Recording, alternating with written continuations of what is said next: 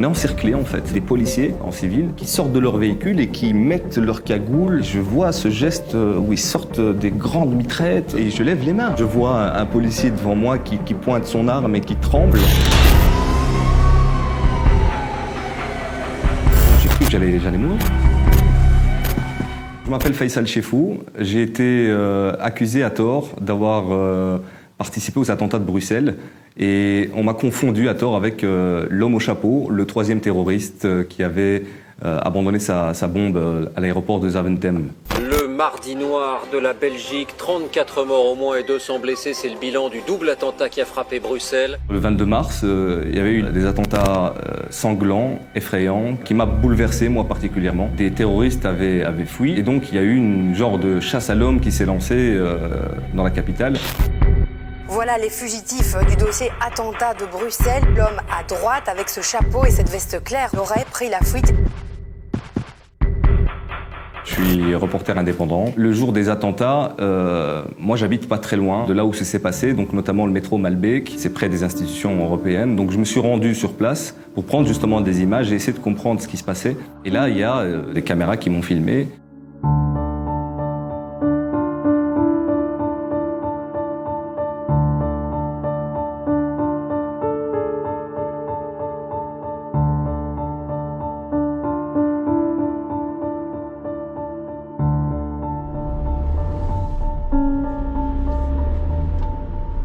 Donc ils lui ont montré cette photo et le témoin a reconnu à 200% que c'était moi, en gros.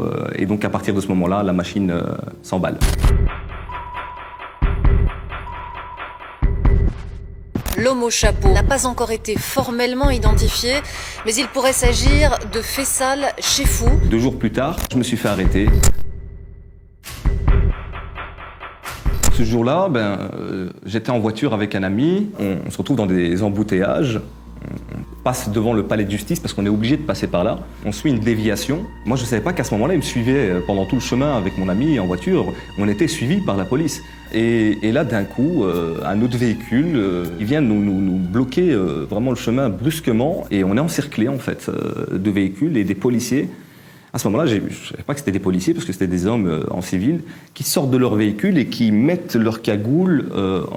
Et je vois ce geste où ils sortent des grandes mitraillettes, des fusils d'assaut, et on les pointe vers nous. Mon ami regarde et dit « Mais ça, c'est la police !» Et là, ça va vite. Je vois un policier devant moi qui pointe son arme et qui tremble, qui a juste un petit geste à faire pour que pour que je meure, quoi. Et là, on a un réflexe où on lève tous nos mains, sauf la petite sœur de Khaled qui n'arrivait pas à lever ses mains et elle était complètement tétanisée. Elle, il y a un silence et je me dis mais le mec en face, il doit surtout pas paranoïer. À ce moment-là, voilà, je suis resté comme ça et un policier qui est venu vers la gauche et qui a commencé à taper dans la vitre en disant tu ouvres. Et donc je vais pour lui ouvrir et il y a un autre policier vers la droite qui me dit tu ouvres pas sinon je te donne une balle dans la tête. Et là je suis revenu comme ça et j'ai dit je bouge pas, mettez-vous d'accord, surtout pas de geste brusque. Et puis voilà, ils cassent la porte de devant du chauffeur, ils font sortir mon ami violemment. Ils me demandent d'ouvrir et je leur montre bien, regardez bien mes mains, j'insiste, je vais ouvrir. Hein. Donc j'ouvre et je lève à nouveau mes mains. Je sors et il y a un silence de mort. Ils me disent rien, ils reculent, et ils prennent 2-3 mètres comme ça et je comprends pas. Donc j'avance moi-même et il me dit pas de geste brusque et je sors vraiment. Je fais le minimum de gestes possibles et je prends l'initiative moi-même de mettre les mains sur la tête, d'écarter les jambes et du coup ils me demandent de me mettre au sol. Je me mets au sol, ils trouvent pas de menottes. Donc ils me mettent des colsons en plastique. Et à ce moment-là, on me met des bandeaux sur les yeux. On est dans une position où on ne voit plus rien et on est embarqué manu militari, un par un, dans un véhicule de police. Et j'ai entendu dans la voiture de police les policiers qui déchargeaient leurs armes. Et c'est là que je réalisais, je me disais, mais il y avait une balle enclenchée dans le revolver, là, j'aurais pu mourir en fait. Il était 18h30, quelque chose comme ça, et on a emmené au commissariat. Et donc je demandais à la police, mais pourquoi, qu'est-ce que j'ai fait, pourquoi je suis là? Et j'avais aucune réponse. On me demandait mes empreintes, on me demandait mon ADN, on me demandait l'accès de mon téléphone. À aucun moment, je me doute que c'est une affaire de terrorisme, jusqu'au moment où un policier vient me dire « Vous êtes soupçonné d'avoir participé aux attentats de Bruxelles. Et alors, là je tombe des nues, et j'ai même un fou rire. Je rigole tellement que c'est invraisemblable, tellement que c'est dingue, en fait. Et j'avais affaire à des policiers qui étaient vraiment à cran. Je vais recevoir des coups, on va me dire, mais où elle est ta cache d'armes? Je voyais des policiers avec des cagoules, c'est impressionnant. Je vois des scientifiques avec des gilets pare-balles. Je voyais même des sacs de couchage, hein. Ils dormaient pas, hein, c'est pour certains. Et ils sont tous concentrés sur moi comme si j'étais un élément important. Et je me dis, mais ils se trompent complètement, en fait. Quand la police me montre la photo de l'homme au chapeau, il me dit, est-ce que vous reconnaissez quelqu'un là-dedans? Je regarde, je dis non. Et regardez bien de plus près, non. Et celui de droite, non, je ne vois pas. Et là, il me dit, il vous ressemble là, quand même, un petit peu. Et là, c'est à ce moment-là, en fait, que je me dis, mais est-ce que je suis en train de me confondre avec lui? Et je dis, mais attendez, il y a une ressemblance. Vous voyez pas la ressemblance? Et je dis, non, mais attendez, il est beaucoup plus joufflu, enfin, il est beaucoup plus solide, moi, je suis un peu plus maigre, ça se voit. Et on me dit, non, mais vous aurez pu éventuellement vous rembourrer. Et voilà, je sais pas quoi répondre. Et à un certain moment, les policiers avaient saisi mes affaires, on m'avait retiré tous les vêtements, on m'avait fouillé, ils m'ont pris également mes clés. Et à un certain moment, un policier est venu vers moi, il m'a montré les clés, il m'a dit quelle est la clé principale de chez toi? Je lui ai dit c'est celle-ci, et la clé de ton appartement, la porte, je lui ai dit c'est celle-là. Et je lui ai dit faites attention s'il vous plaît, l'appartement vient d'être rénové, s'il vous plaît ne faites pas de dégâts. Il part et il revient, et il m'attrape par le cou et il me dit qu'est-ce que tu as mis derrière la porte? Et je comprends pas, je lui dis mais il y a rien derrière la porte. Et il me secoue en me disant mais je te dis qu'est-ce que tu as mis derrière la porte? Je dis mais il y a rien, il y a un appartement, il y a des fauteuils et tout. Il me fait tu te fous de ma gueule? Et il me dit si ça explose, je t'explose. Et c'est que plus tard en fait que je réalise, parce que les voisins plus tard m'ont dit qu'ils sont venus avec le déminage. Vous savez, l'homme avec la grosse tenue de déminage, et ils sont venus pour voir s'il n'y avait pas de l'explosif devant la porte de chez moi. Ça a duré longtemps, j'ai été arrêté à 18h, et c'est vers 23h, vers minuit, que j'ai pu téléphoner à mon avocat, et à ce moment-là, voilà, j'ai été déféré devant un juge d'instruction. Juste quelques minutes avant de passer devant le juge d'instruction, je vois mon avocat, Olivier Martins, qui est complètement choqué et qui me dit « Monsieur Chefou, moi je ne pourrais pas vous défendre dans le cadre de cette affaire parce que je connais des victimes. » Et donc il me dit « Non, moi je lui dis « Mais maître, je n'ai rien à voir avec cette affaire. » Et donc l'avocat regarde la photo, me regarde, lit mon audition et il me dit « Je vous crois, je ne pense pas que c'est vous. » Et à partir de ce moment-là, on passe devant le juge d'instruction. Et le juge d'instruction, la première phrase qu'il me dit, c'est « Alors, et vos amis sont en morceaux ?» Et je lui dis « Mais monsieur le juge, ce ne sont pas mes amis, ces terroristes, je n'ai rien à voir avec cette affaire, vous faites erreur. » Et là, une discussion commence pour chercher la vérité. Donc il me demande mon itinéraire, qu'est-ce que j'ai fait cette journée-là. Et donc là, je me retrouve devant un juge qui fait de l'investigation. Il ordonne à la police de convoquer le témoin au commissariat pour me voir derrière une vitre sans teint. On retourne au commissariat, on me met devant des personnes qui étaient dans le commissariat, et j'ai été reconnu par le témoin directement. Et donc voilà, je suis inculpé. Il est aujourd'hui inculpé du chef de participation aux activités d'un groupe terroriste, d'assassinat terroriste et de tentative d'assassinat terroriste. Je ne réalisais pas parce que je lui ai dit « Monsieur le juge, j'ai des courses à faire, j'ai des trucs à faire, j'ai mon loyer à payer. » Et il me dit « Mais attendez, monsieur Chefou, vous ne réalisez pas dans quelle situation vous êtes. » C'est arrivé dans cette prison, c'est vraiment...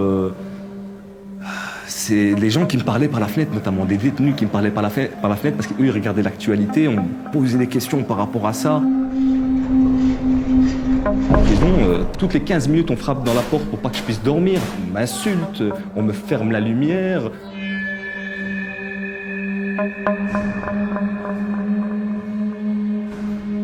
Et j'étais fatigué, je ne savais même plus dormir. On n'arrêtait pas de me rappeler, hein, tu vas rester toute ta vie ici, hein, tu seras condamné à perpète. Hein. 35 ans, tu vas rester pour ce que tu as fait. Le sous-directeur qui me ramène une télévision et qui me dit « Regardez-vous, vous êtes dans toutes les chaînes de télévision en international et ici, chez nous, on a le bouquet. » Breaking news right now out of Belgium. Il s'agit de Faisal Chefou. This man, Faisal Chefou. Faisal Chefou, el hombre del sombrero. Je voyais à ce moment-là le traitement de la presse, en fait, qui avait mon procès en public. Certains médias n'utilisaient pas de conditionnel, la présomption d'innocence n'était absolument pas respectée. Il s'agit donc de Faisal Chefou. Oui, il a été identifié, Faisal Chefou, qui a laissé cette bombe à l'aéroport. Et là, j'avais quand même un bon avocat qui faisait le nécessaire, qui avait demandé des devoirs d'enquête. Des policiers scientifiques sont venus me prendre en photo de la même position que l'homme au chapeau.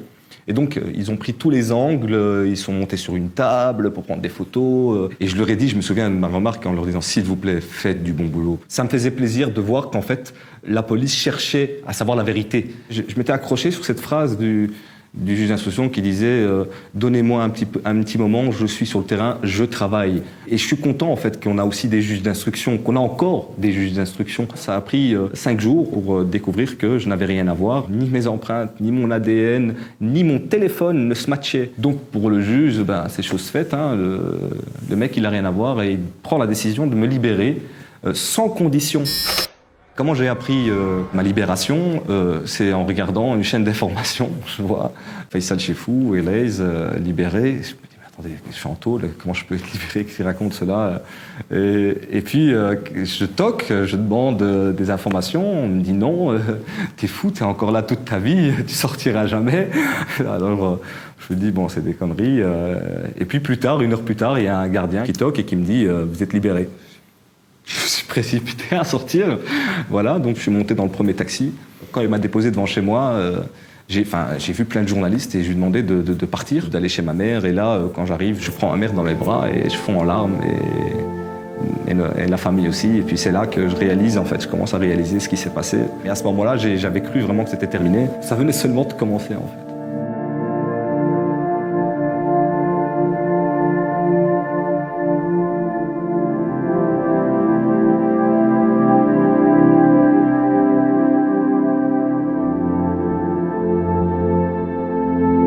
Je sens une présence policière continuelle, hein, des policiers qui me suivent, mais ça se voit, hein, je vois leur oreillette, je me cachais chez moi, je vais vivre un isolement en fait, professionnel, mais aussi personnel, hein, où je vais me retrouver, je vais perdre tous mes amis en fait, hein, complètement isolé. Les confrères qui prennent la distance et qui me disent tu dois bien comprendre que tant que tu es inculpé, c'est quand même les 3 chefs d'inculpation les plus graves de ce pays. Financièrement parlant, la banque m'a mis dehors.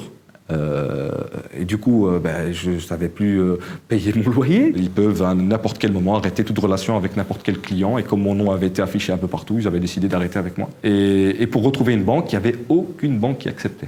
Mais aucune. Mentalement, j'étais complètement détruit. Hein. Professionnellement, j'étais mis sur pause, hein, tout simplement. Et depuis, en fait, j'ai été arrêté jusqu'à 5 fois, à 5 reprises. Pour des affaires de terrorisme, on m'accusait chaque fois d'avoir participé à quelque chose avec des affaires terroristes, alors que j'avais rien à voir là-dedans. On me convoque, on me demande mon téléphone, on me montre des photos d'un autre individu, on me demande qu'est-ce que je pense des attentats de la Turquie. La dernière, c'était une menace d'attentat à l'ancienne Belgique dans une salle de concert. À 2h du matin, la police débarque d'une manière manu militari chez moi, avec les boucliers, la machine, un genre de truc de compression pour ouvrir la porte, pour l'exploser, j'ai envie de dire. Tu lèves tes mains, tu baisses tes yeux. Et je suis dans le noir et je me dis, je vais crever encore une fois. Ils m'ont arrêté et puis ils ont vu que c'était une erreur. Il leur a fallu 2 heures pour constater que c'était une erreur. Quand je retourne chez moi, je vois les voisins qui sont encore en train de discuter entre eux, tellement qu'ils sont choqués. Ils ont évacué tout l'immeuble. Ils ont fermé la rue, c'était la pagaille. J'avais installé des caméras de surveillance chez moi tellement que j'avais peur parce que je me dis mais en fait tout ce qu'ils sont en train de me faire n'est pas prouvé si je le filme pas.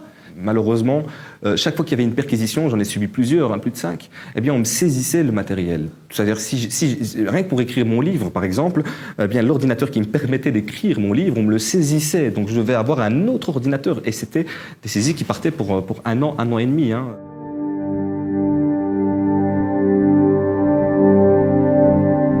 Bonjour, Faisal Chefou.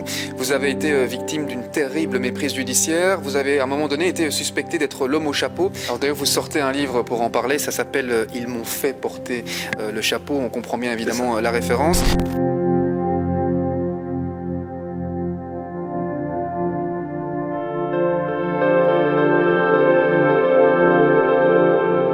Je dors un peu mieux maintenant, mais il y a des moments où je n'arrive pas à dormir. Ça ressasse, quoi. Et je me dis maintenant, voilà, c'est derrière moi. Je suis très content quand même d'avoir reçu des excuses de la justice. Franchement, je ne m'y attendais pas. La procureure m'a dit que j'avais le droit de demander des dommages et intérêts pour ce que j'ai subi.